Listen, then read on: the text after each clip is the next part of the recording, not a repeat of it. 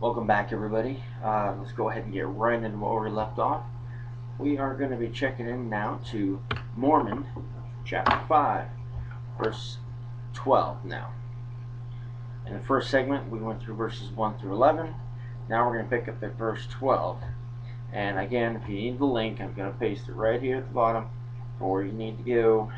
And as always, stay with us, rate, comment. I want to hear about whatever you think, questions, comments, concerns. I'll try to answer them as best as I can.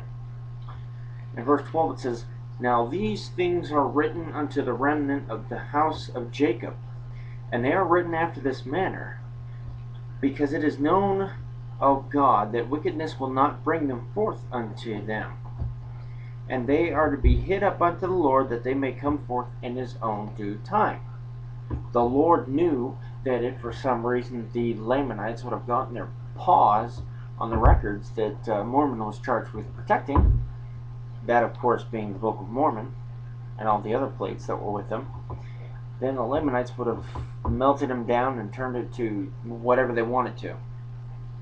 I'm speculating there, of course, but they were all about gold and silver and all those rich things, so why not melt them down and use them for whatever? And that's not what the Lord wanted, obviously.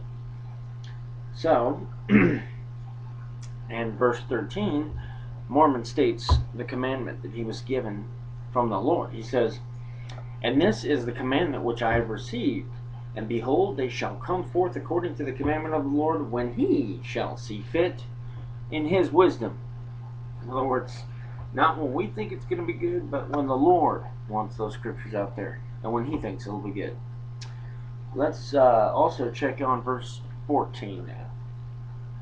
"And behold, they shall go unto the unbelieving of the Jews, and for this intent shall they go, that they may be persuaded that Jesus is the Christ, the Son of the living God, that the Father may bring about through his most beloved his great and eternal purpose, in restoring the Jews, or all of the house of Israel, to the land of their inheritance, which the Lord their God hath given them, unto the fulfilling of his covenant." Now, it's pretty important that the Jews would have to get this record, because it's speculated amongst the Jews even now that Jesus may have been a great man, he may have been a prophet, but he wasn't the Christ, or so some of them believe. Let's make it well known that the Spirit bears witness unto me and any other member of the church, and actually many other members of the Christian faith across the world, that Jesus is the Christ. And it's the truth. It's the only name given under heaven by which any man can be saved.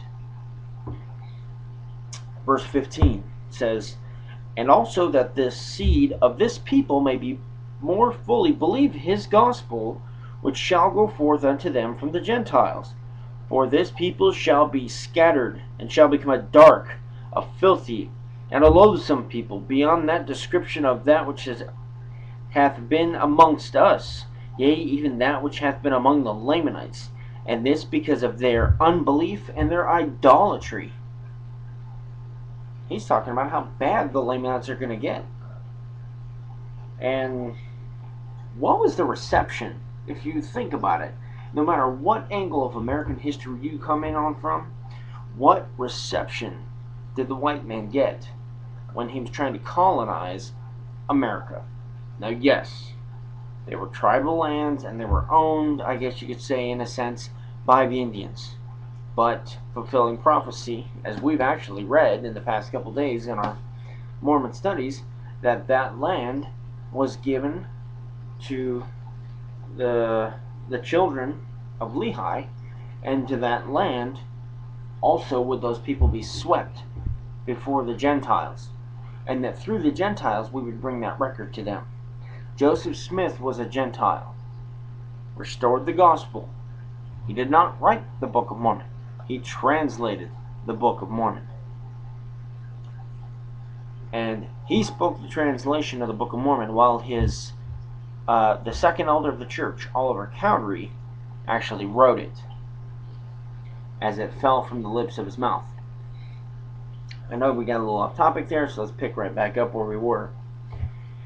Verse 16 says, "For behold, the Spirit of the Lord hath already ceased to strive with their fathers, and they are without Christ and God in the world. And they are driven about as chaff before the wind." And when you don't have Christ or God in this world, you are about as good as chaff before the wind. Which blows away pretty easy, by the way. They were once a delightsome people, and they had Christ for their shepherd. Yea, they were even led by God the Father. They had Christ as their shepherd. They were his sheep.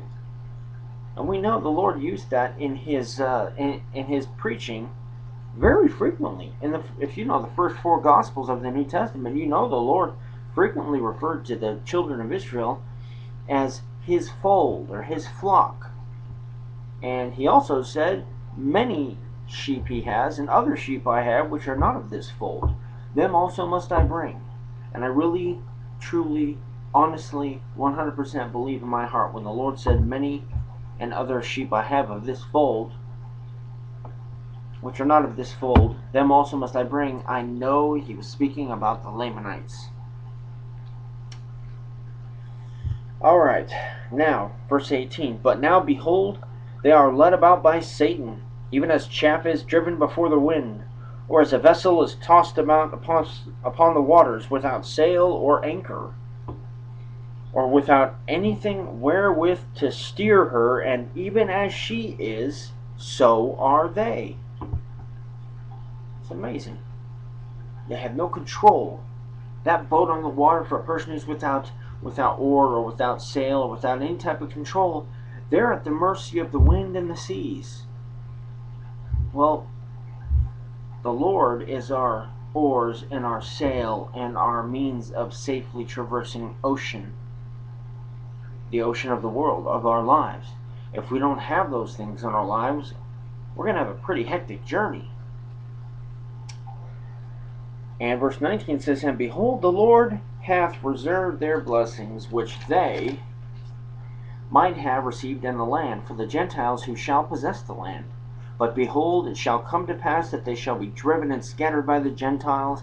And after they have been driven and scattered by the Gentiles, behold, then will the Lord remember the covenant which he made unto Abraham and unto all the house of Israel.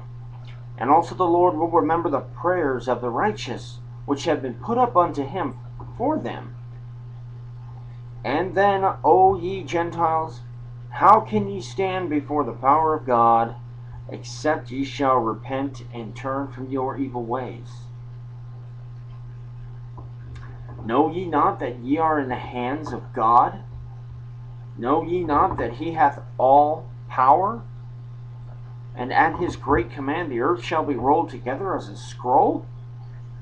Therefore repent ye, and humble yourselves before him, lest he shall come out in judgment against you. Lest a remnant of the seed of Jacob shall go forth among you as a lion, and tear you in pieces, and there is none to deliver." So the Gentiles obviously have to remain righteous just as well as the Jews and anybody else who receives this gospel. And just because you accept the gospel does not mean you're instantly saved. And you can be baptized, you can accept all the principles of the gospel, but there's one key thing that really solidifies you. One key thing. It's called endure to the end. You can't give up before. Just like a marathon runner who is running to win the race. Even if they run 90% of the race, 9 of 10 miles, let's just say. But if they stop at the 9th mile, and they don't go any further, have they won the race?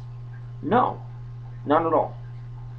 They're just as much never started the race and lost.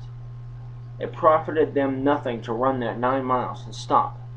So too is it with the gospel of Jesus Christ in our lives.